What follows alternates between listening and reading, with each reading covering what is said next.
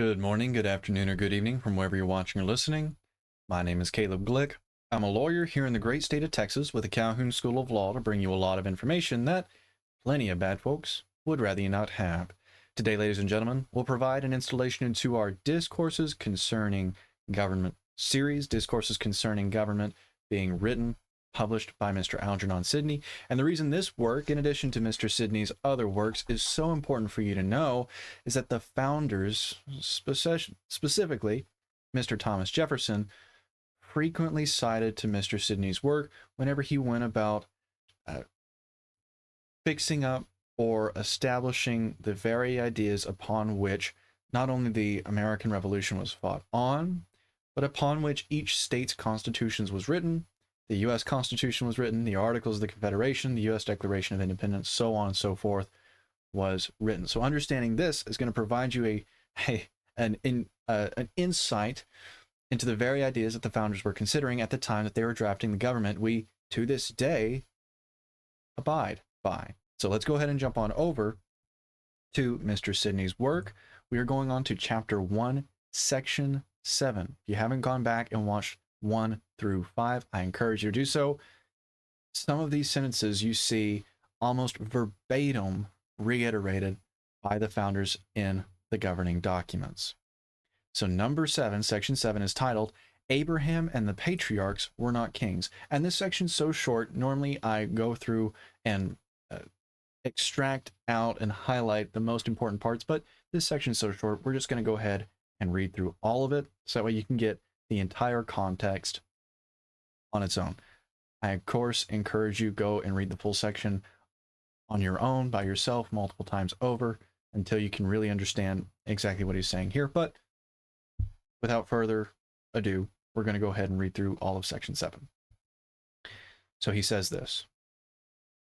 If any man say that we are not to seek into the depth of God's counsels, I answered that if he had, for reasons known only to himself, affixed such a right to any one line, he would have set a mark upon those who come of it, that nations might know to whom they owe subjection, or given some testimony of his preference, of his presence with Fillmore and Halen, if he had sent them to reveal so great a mystery. Till that be done, we may safely look upon them as the worst of men, and teachers only of lies and follies. This persuades me little to examine what would have been if God had at once created many men, or the conclusions that can be drawn from Adam having been alone. For nothing can be more evident than that if many had been created, they had all been equal. They had been all equal, unless God had given a preference to one. All their sons had inherited the same right after their death, and no dream was ever more empty than his whimsy of Adam's kingdom, or that of the ensuing patriarchs. To say the truth, 'tis hard to speak ferociously of Abraham's kingdom, or to think any man to be in earnest who mentions it. He was a stranger and a pilgrim in the land where he lived, and pretended to no authority beyond his own family, which consisted only of a wife and slaves. He lived with Lot as with his equal, and would have no contest with him, because they were brethren. His wife and servants could neither make up nor be any part of a kingdom, inasmuch as the despotical government, both in practice and principle, differs from the regal. If his kingdom was to be grounded on the paternal right, it vanished away of itself. He had no child. Eliezer of Damascus, for want of a better, was to be his heir. Lot, though his nephew, was excluded. He durst not his own wife. He had not 1 foot of land till he bought a field for a burying place. His 318 men were servants, bought according to the custom of those days, or their children. And the war he made with them was like to Gideon's enterprise, which shows only that God can save by a few as well as by many, but makes nothing to our author's purpose. For if they had been as many in number as the army of Semiramis, they could have no relation to the regal, much less to the paternal power, for a father doth not buy, but beget children. Notwithstanding this, our author bestows the proud title of Lord paramount upon him, and transmits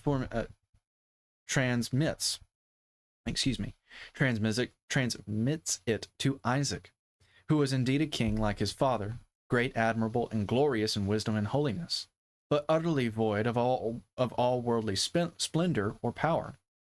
This spiritual kingdom was inherited by Jacob, whose title to it was not founded on prerogative of birth, but election and peculiar grace. But he never enjoyed any other worldly inheritance than the field and cave which Abraham had bought for a burying place, and the goods he had gained in Laban's service. The example of Judah, his sentence upon Tamar, is yet farther from the purpose, if it be possible. For he was then a member of a private family, the fourth son of a father then living. Neither in profession nor under the promise of the privileges of primogeniture, though Reuben, Simon, and Levi fell from it by their sins. I almost said thins. Whatsoever therefore the right was, which belonged to the head of the family, it must have been in Jacob. But as he professed himself a keeper of sheep, as his fathers had been, the exercise of that employment was so far from regal that it deserves no explication.